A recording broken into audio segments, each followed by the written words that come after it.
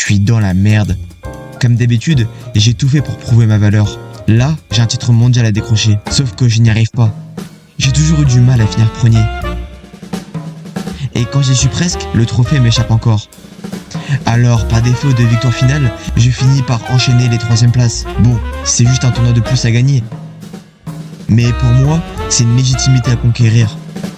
Et à force de toujours vouloir prouver que je suis le meilleur, je m'enterre dans mes échecs répétés. C'est fou quand même. Ce qu'on désire le plus, c'est toujours ce qui nous échappe. Parce que devenir une légende, c'est accepter que le chemin soit semé d'obstacles et continuer malgré tout. C'est transformer chaque défaite en carburant. Alors, à toujours refuser d'abandonner, les rêves finissent par devenir réalité. Et à trop persévérer dans l'ombre, on finit par illuminer le monde entier. Ouais, tant pis pour les doutes et bienvenue à la consécration.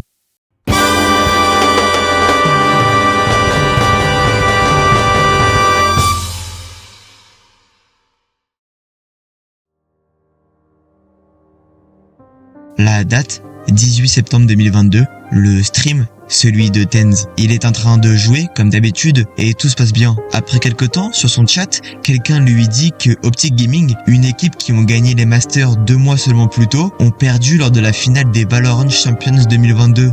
Tenz est étonné, parce que cette équipe peuvent tous ensemble, fin 2022, être considérés comme l'information la plus puissante du jeu. Alors Tenz, curieux, il demande contre qui l'équipe américaine a perdu. La réponse, le Brésil. Et Tenz, il rigole. Vous savez pourquoi Tenz rigole ? Parce qu'en 2022, le Brésil sur Valorant, ça n'existe pas. Comparé à la France, aux États-Unis, ce petit pays de l'Amérique latine n'a pas le moindre poids. C'est l'invisibilité totale, le néant, une région fantôme que personne ne prend au sérieux. Du moins, pas le moindre poids, quand, comme Tenz et moi à l'époque, on s'intéresse peu à tout ce qui ne traite pas directement des Champions, le plus haut niveau de compétition sur Valorant. Si Tenz et moi auraient été plus attentifs, on aurait su que la défaite des Américains n'était pas un hasard. 2 jours plus tôt, ces 5 mêmes joueurs brésiliens avaient battu dans un autre match Optic Gaming, cette fois en upper bracket. En fait, ils ne les ont pas simplement battus, ils les ont détruits, et d'une manière que peu de gens auraient pu imaginer, en étant mécaniquement supérieurs. Ce qui est encore plus surprenant, c'est que dans l'équipe américaine, il y a Yai, l'un des joueurs avec la meilleure aim de la planète, Crashes, Victor, FNS ou encore Marved. Si on avait été plus attentif, on aurait déjà aussi entendu le nom du premier joueur de l'équipe brésilienne, le seul représentant du Brésil à l'international depuis quelques années déjà, Aspas. Aspas, ça fait quelques temps déjà qu'il affronte. Invité au VTC du Brésil, le meilleur tournoi brésilien, il ne gagne pas toujours, mais il est toujours bon. Rapide, agressif, implacable, mécanique, extrêmement compétitif, malgré son équipe toujours aussi catastrophique. Et ça ne suffit pas vraiment à le faire remarquer. Mais avant de plonger dans cette histoire, posez-vous cette question. Qu'est-ce qui sépare un bon joueur d'une légende ? La réponse tient en un mot, l'obsession. Et celle d'Aspas va durer 4 ans. En 2020, plus précisément le 2 juin, Valorant est publié au grand public. Et comme je vous le rappelle à chaque vidéo, Valorant c'est l'un, voire le plus gros FPS au monde. Le concept semble simple au premier coup d'œil, des armes, 2 équipes adverses, un objectif, poser la bombe ou empêcher qu'elle explose, tout en éliminant l'équipe d'en face. Mais quand je réfléchis un peu, c'est peut-être ce contraste entre l'apparente simplicité et la complexité extrême qui me captive autant. Parce que si le jeu en mode casual paraît accessible, il existe une autre dimension, souvent sous-estimée, qui rassemble les meilleurs joueurs de Valorant.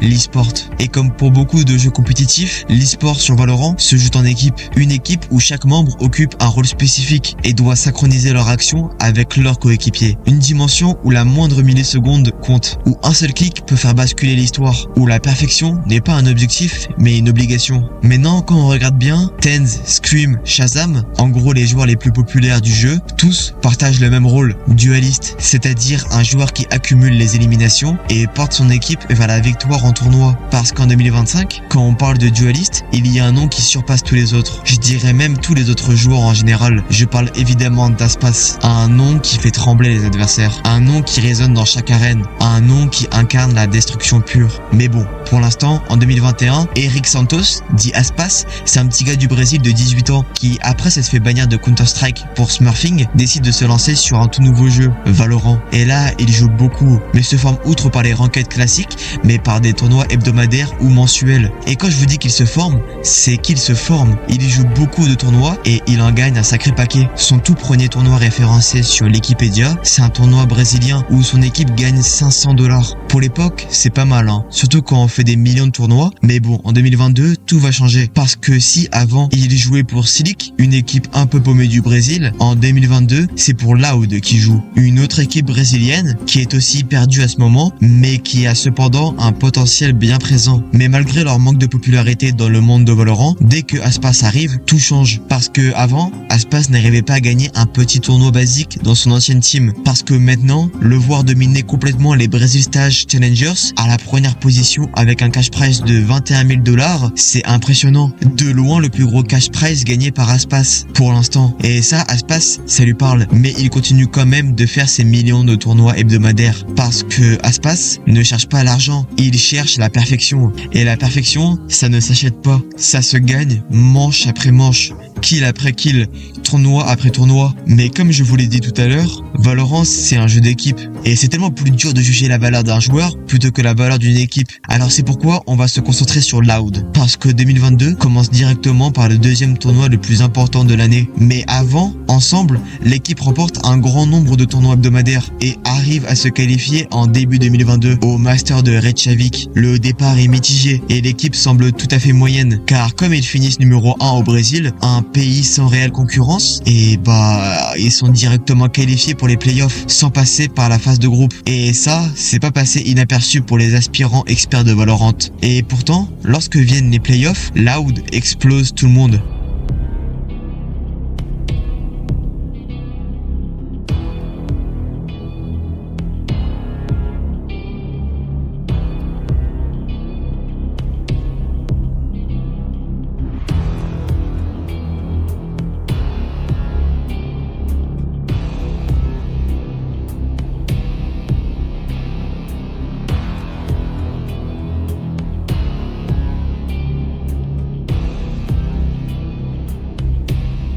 Ils arrivent ensemble à battre Team Liquid en quart de finale. Cierra Matías del Ipetro, cierra l'argentino, cierra Sada que llegó. La meilleure équipe européenne de 2021. Et puis le match d'après, il recommence. Ils battent G2, cette fois-ci c'est juste les vice-champions européens de 2022, sans trop qu'on sache comment, sans trop qu'on sache pourquoi. Loud en playoff semble inarrêtable. Cette équipe qui fait des résultats médiocres à l'international depuis leur création semble tout à coup être la meilleure équipe du monde. Et pour l'instant, ce sont les grands favoris du tournoi. Il y a une espèce d'aura qui se crée autour d'eux. Une équipe partie de rien pour aller toucher l'excellence. Et ça fait rêver tout le monde. Ils écrasent Optic Gaming en upper, une équipe qui a la même trajectoire depuis le début des confrontations, mais il se retrouve finalement en grande finale. Mais cette fois, Optic Gaming exterminera malheureusement Loud 3-0, mettant fin à cette montée en vitesse.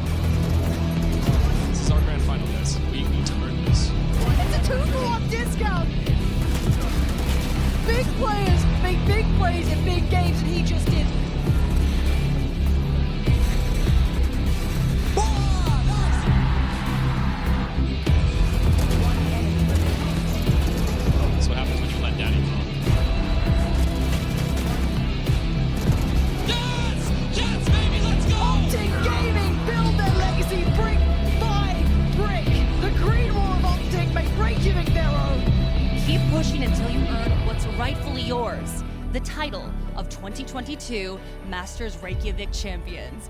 Give it up for Optic Gaming!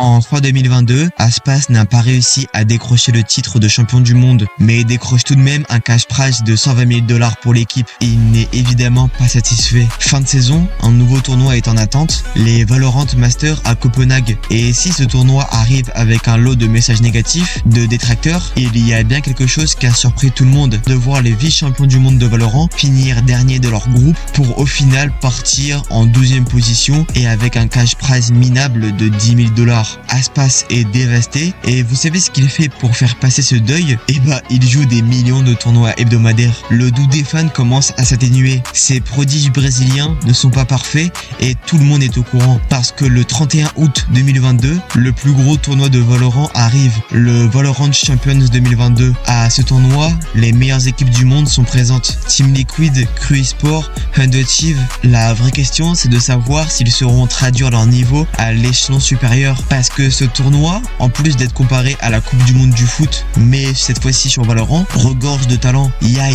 Forsaken, Benja, eux tous sont des vrais prodiges de Valorant. Mais bon, disons qu'ils ne sont pas au niveau. Parce que quand on fait un pas en avant et qu'on regarde les MVP de ce tournoi, on voit en deuxième position Pancada, sentinelle de Loud, et en première position du tournoi, mais aussi de la grande finale, Aspas, le dualiste de Loud. Mais alors, je pense que vous l'avez compris, mais si les deux MVP du tournoi sont des joueurs de Loud, c'est parce qu'ils ont gagné ce tournoi et pas contre n'importe qui. 18 septembre 2022, Loud contre Optic Gaming, le Classico. Cette fois, rien ne sera comme la dernière fois, parce que Optic Gaming, les champions du monde, se feront juste détruire par Loud 3-1. They're burning alive and now moved down. Good trade. Moves first. They have no clue. Unless, how is he doing this? Time and time again, breaking Optic's heart. Cool, that's fine. I think those are Pixel, but I mean bloody. Not the one close through Garage. He absolutely has. And with 40 HP, he's done the unthinkable. He's taken them to 12. Absolutely incredible performance from Loud today. Besting Optic.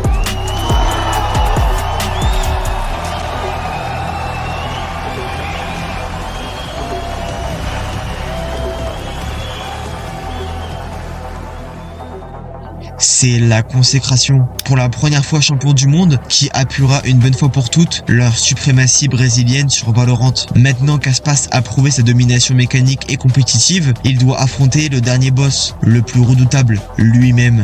La saison suivante, Loud garde leur momentum lors du tournoi Locking à Sao Paulo en début d'année. Le tournoi Valorant qui est considéré comme le plus spectaculaire de tous les temps, avec 32 équipes participantes, les meilleures de chaque région. Cette fois-ci, c'est pas comme d'habitude. Il suffit d'une simple défaite pour t'éliminer du tournoi, sans aucune chance de te rattraper. Ce tournoi, juste pour te remettre les idées en clair, c'est l'arrivée de la K-Corp sur Valorant. Et si tout au long du tournoi, Loud arrive à se débrouiller et monter de plus en plus haut dans le classement, Optic Gaming ne sont même pas qualifiés. D'un côté, Fnatic, équipe au sommet de l'Europe. En 2023, ils ont une nouvelle équipe composée de Boaster, le leader, Derk, le dualiste prodigieux, Alphager, le joueur spectaculaire, et de nouveau, Léo, le meilleur Sova d'Europe, et Chronicle, déjà médaillé sur la scène e-sport. Une équipe capable de devenir la meilleure au monde. Premier jour du championnat, Fnatic commence face à Sentinel, l'équipe qui leur avait accessoirement brisé leur espoir en 2021, et se venge en gagnant 2-0.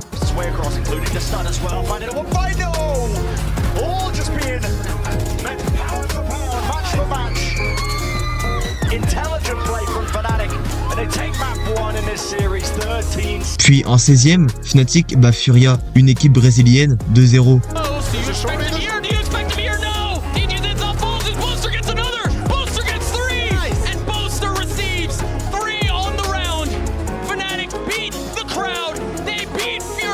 Fnatic pour l'instant avance sans perdre une seule map. De l'autre côté, Loud commence face à une équipe coréenne, Genji Esport, et gagne 2-0, la première victoire.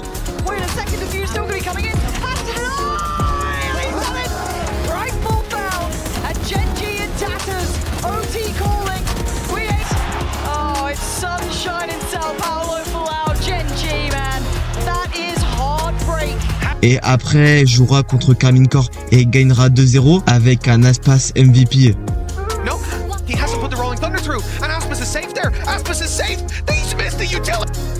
The critical error from KC.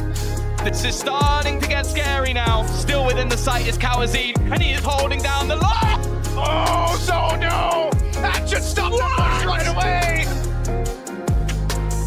Loud n'a perdu aucune map non plus. Et en quart de finale, Fnatic bat Underachieve 2-0.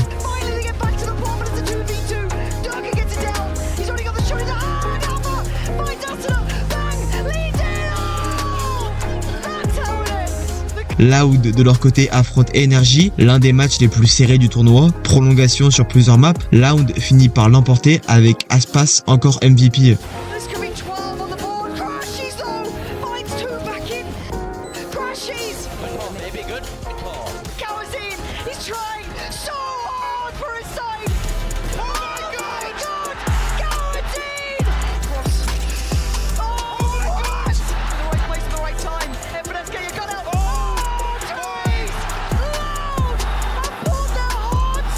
Demi-finale, Fnatic détruit Navi 3-0. Loud bat DRX 3-0. Les deux équipes n'ont toujours pas perdu une seule map.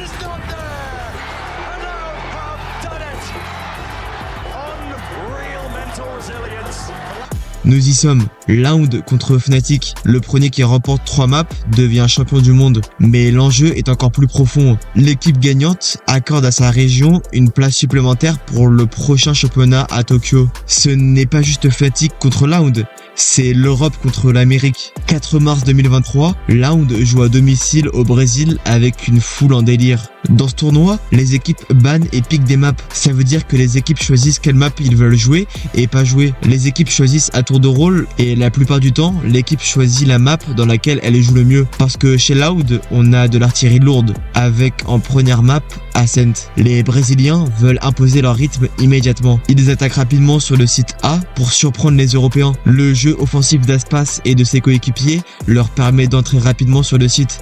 Mais les joueurs de Fnatic se regroupent, jouent collés pour reprendre le site et désamorcer le spike. Ils remportent le premier round, puis le deuxième, Loud égalise, mais perd ensuite. Victoire 13-8 pour les Européens. Fnatic mène 1-0. Deuxième map, Fracture, celle que Fnatic a choisie, c'est leur terrain de jeu, leur map préférée, et ça se voit. Quand Fnatic passe en défense, c'est une domination totale, presque humiliante. Aspas, la star brésilienne, qui était censée porter son équipe, termine en 4-19, 4 kills pour 19 morts. Incapable d'aider son équipe, complètement neutralisé par la défense européenne. 13-8, Fnatic actuellement gagne 2-0. Troisième map, Split, choisi par Loud, c'est leur dernière chance. Ils n'ont plus le droit à l'erreur, perdre cette map donnerait la victoire à Fnatic et ce serait terminé. Le mental de Loud doit être au plus bas après ces 2 défaites consécutives. Mais quelque chose change. Loud retrouve son identité. La première partie du match se termine en 7-5 pour Loud. Un léger avantage,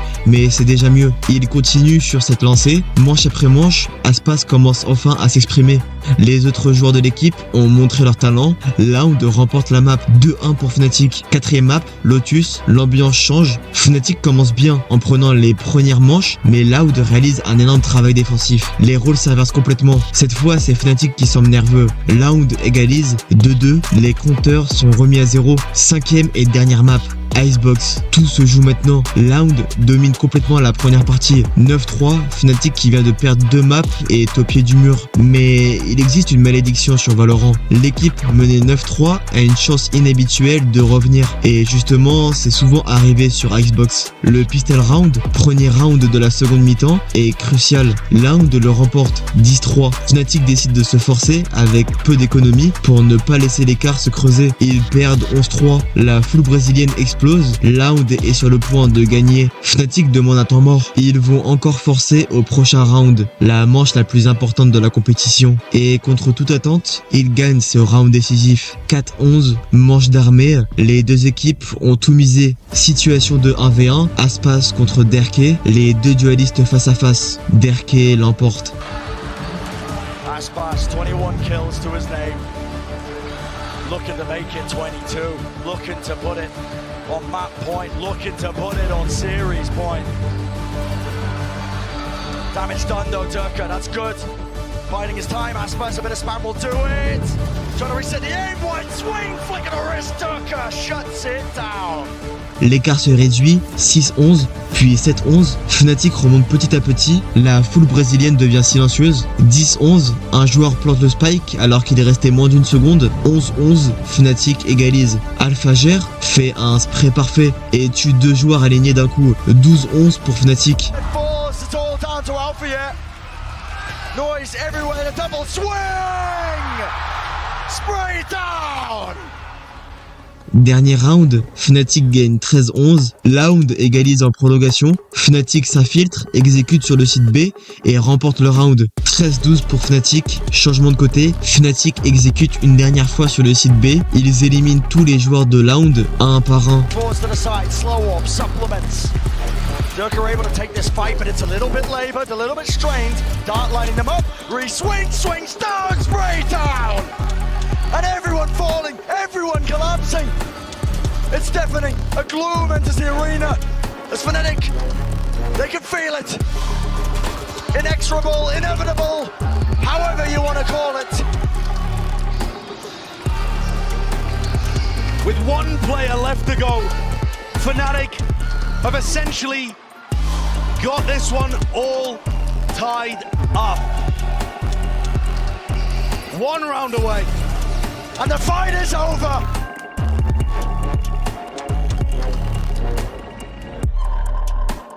Fnatic remporte la finale. Après des désillusions pendant des années, Fnatic brise enfin la malédiction et devient champion du monde. La foule brésilienne est sous le choc, totalement silencieuse. Loud n'a pas démérité. Ils sont les seuls à avoir gagné des maps contre Fnatic qui a dominé toute la compétition et partent avec un cash prize de 60 000 $. Cette défaite en finale marquera un tournant décisif dans sa carrière parce que vous savez ce qu'il fera après cette défaite? 1 million de tournois hebdomadaires.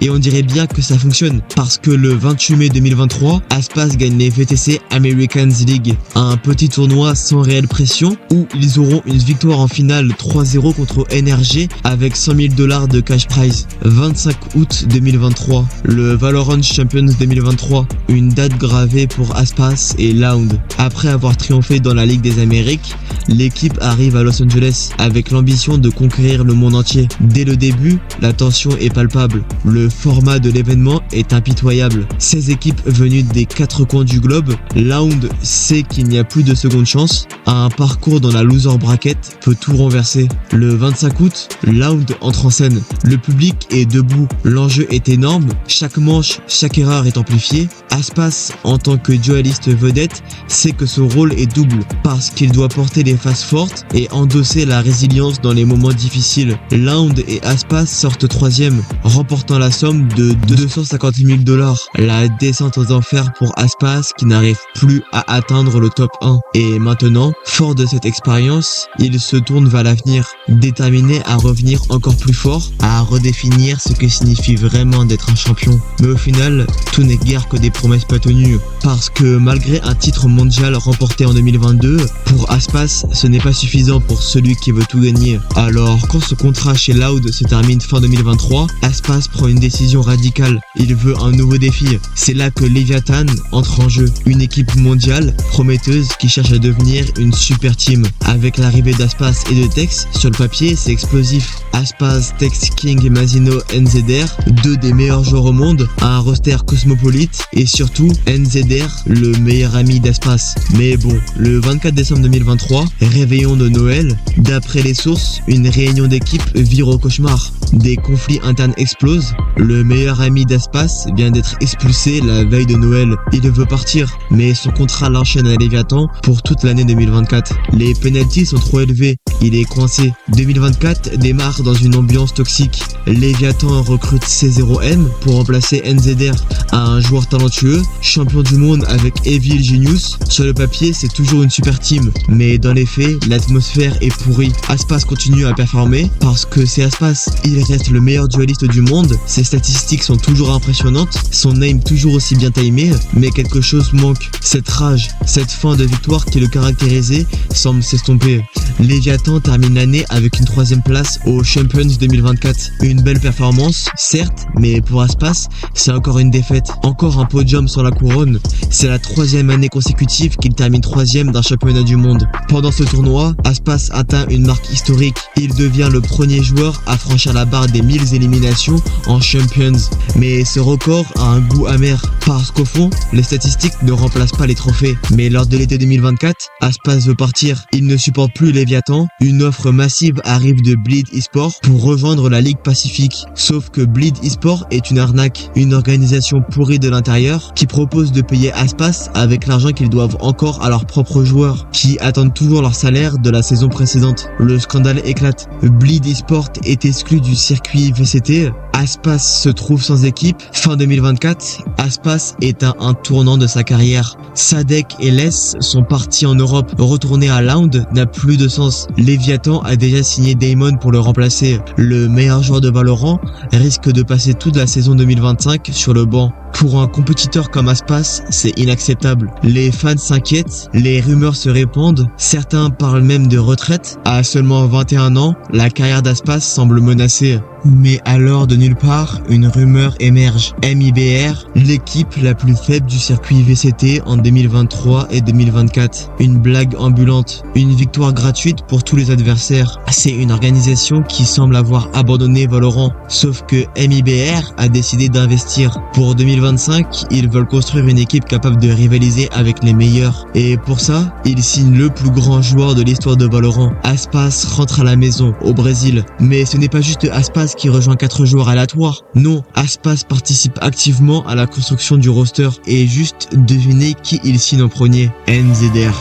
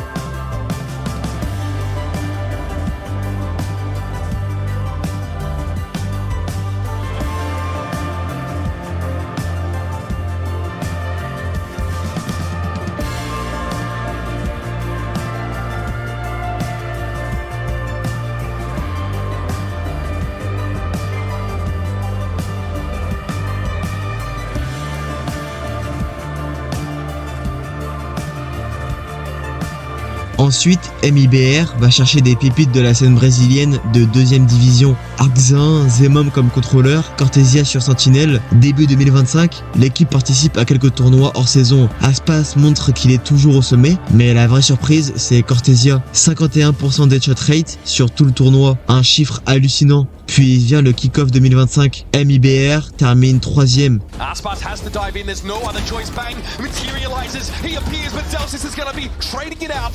Cortesia, the shorty, it's not enough. He pulls up empty-handed. Signed, sealed, delivered. It wouldn't be a Masters event. Un excellent début, mais le vrai test arrive. Les Champions 2025 à Paris. MIBR arrive en tant que seed numéro 2 des Amériques. Personne n'y croit vraiment, c'est MIBR après tout. L'équipe qui a passé 2 ans à se faire humilier. Phase de groupe, MIBR élimine Bilibili Gaming, la première seed chinoise. Puis RRQ, ils terminent 2ème de leur groupe, juste derrière Fnatic. Les playoffs commencent. MIBR affronte Team Heretics. MIBR écrase Heretics 2-0 sur Sunset. Aspas sort l'opérateur et massacre Heretics avec 3 collatérales en 3 rounds. Impitoyable. Aspas est MVP avec une performance de 1.45 de rating. MIBR envoie les champions de l'e-sport dans la lower bracket. Together here. Lucky just around the corner trying to flash him in, but Artizine hits the first, potentially be to his demise. Flash attempt coming through, and it is just that. Mini Boo and a Woot. Clear the cam. The shot from Shenum rings straight and true. A glad shot from Boo, but he needs so much more and cannot find it.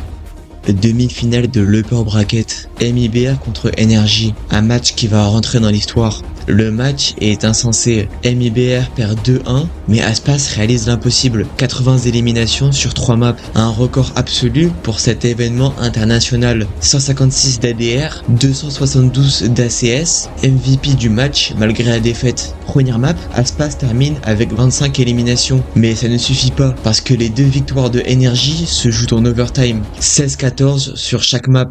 Des manches au finish incroyable. MIBR tombe dans la lower bracket. Une équipe moins forte aurait abandonné là, mais pas cette équipe, pas celle d'Aspas. Lower bracket, MIBR contre DRX, un match pour rester en vie dans le tournoi. La série dure 3 heures. 3 heures d'intensité pure. MIBR remporte la première map, Sunset, après être mené 9-3. 7 rounds consécutifs pour renverser le match. 13-10, Aspas et Cortesia sont impériaux en défense. Ascent, deuxième map, un match équilibré. 7-5 pour DRX à la mi-temps, puis un overtime serré. MIBR fait des erreurs en clutch. DRX gagne 15-13. Bind, troisième map. Égalité 6-6 à la mi-temps, puis DRX impose son rythme. 13-10 pour DRX. MIBR est éliminé. 5ème place aux Champions 2025, $85 000 de cash prize. Mais au final, c'est Energy qui gagne ce tournoi du 12 septembre 2025. Une victoire remportée 3-2 contre Fnatic. Un beau match, surtout quand on sait que c'est leur premier titre de champion du monde.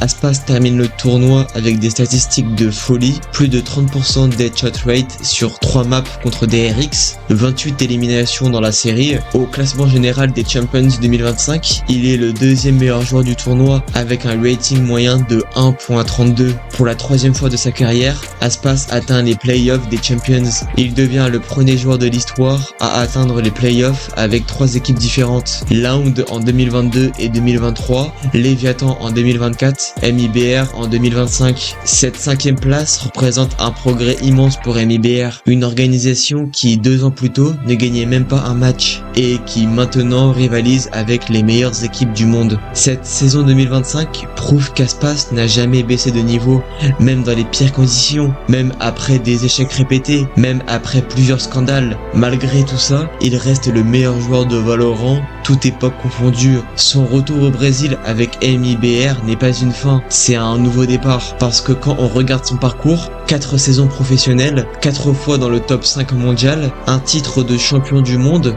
des records par dizaines, plusieurs cups gagnés, il joue des millions de tournois hebdomadaires, il s'entraîne pour revenir plus fort. Pour Aspas, c'est la consécration. Le mec qui a traversé toutes les tempêtes et qui a toujours fini par revenir au sommet. La meilleure équipe brésilienne jusqu'ici, Loud, MIBR maintenant, et même si à Paris 2025, ça ne s'est pas terminé en titre mondial, sur le terrain, le spectacle était total. Les manches étaient serrées, les clutches hallucinants, les éliminations te faisaient lever de ton siège, et tout ça s'est pas passé inaperçu. De l'autre côté, les adversaires étaient au taquet. Fnatic, DRX, Energy, tout le monde a senti la puissance de ce mec. Un kill pour Aspas, une manche pour Aspas, un clutch pour Aspas, un autre pour Aspas, encore et encore. Et de son côté, il est concentré, mais il semble presque plus heureux pour ses coéquipiers que pour lui-même. Les commentateurs l'annoncent, c'est le meilleur dueliste du monde. Ça commence à faire beaucoup. Moi, je sais pas trop si quelqu'un mérite autant de respect que lui, mais quand tu regardes son parcours, de Silica à Loud, Léviathan puis MIBR, clairement, il n'a jamais considérablement baissé de niveau. 4 titres régionaux, un championnat du monde, des récompenses de dingue,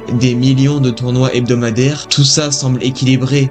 Mais pour moi, ce qui fait vraiment la valeur d'Aspas, ce n'est pas juste ses stats ou ses trophées, c'est sa constance, sa rage de jouer, sa capacité à transformer des défaites humiliantes en motivation, tous ces moments où j'étais plié devant ses plays, ses erreurs, ses clutches improbables, ses prises de tête avec ses coéquipiers, ses streams, tous ces moments te font dire que ce mec est un vrai génie. Tous les jeunes brésiliens qui explosent maintenant sur la scène internationale, ça sort pas de nulle part. Ils ont grandi avec Aspas, ils ont regardé ses streams, ils ont appris, ils ont été inspirés, et à force de vouloir être meilleurs que lui, ils se retrouvent tous au sommet. Et franchement, comment refuser le statut de GOAT à un mec qui joue comme ça?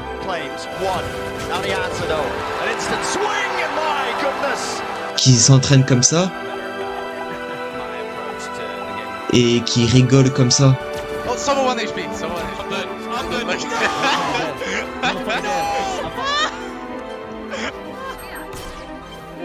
Si les gens aiment le rire de K-Top ou les lives de Gotaga, ça se fait généralement en dépit de leur niveau sur leur jeu de prédilection, comprenant que la beauté de ces joueurs réside dans l'attitude, leur façon de comprendre et d'appréhender le monde, et leur input minutieusement timé. Parce que si il y a bien une chose où les gamers pourraient s'améliorer, c'est quand même en général d'attribuer l'étiquette de GOAT au premier bon joueur qui arrive sur la gamme compétitive du jeu. On peut débattre des heures sur qui est le meilleur joueur de Valorant, on peut comparer les stats, les titres, les clutches, mais la vérité, c'est que le GOAT, c'est pas une statistique, c'est ce frisson quand Aspas sort l'opérator, c'est ce moment où vous hurlez devant votre écran parce qu'il venait de clutcher l'impossible. Le vrai GOAT, c'est celui qui vous a fait aimer ce jeu, et si vous avez ressenti ça en regardant cette vidéo, alors vous avez votre réponse. 100 000 abonnés, c'est mon objectif avant la fin de l'année, donc si vous voulez m'aider dans cette quête, vous abonner sera le meilleur moyen de le faire. Moi je vous embrasse et on se retrouve très bientôt. Salut.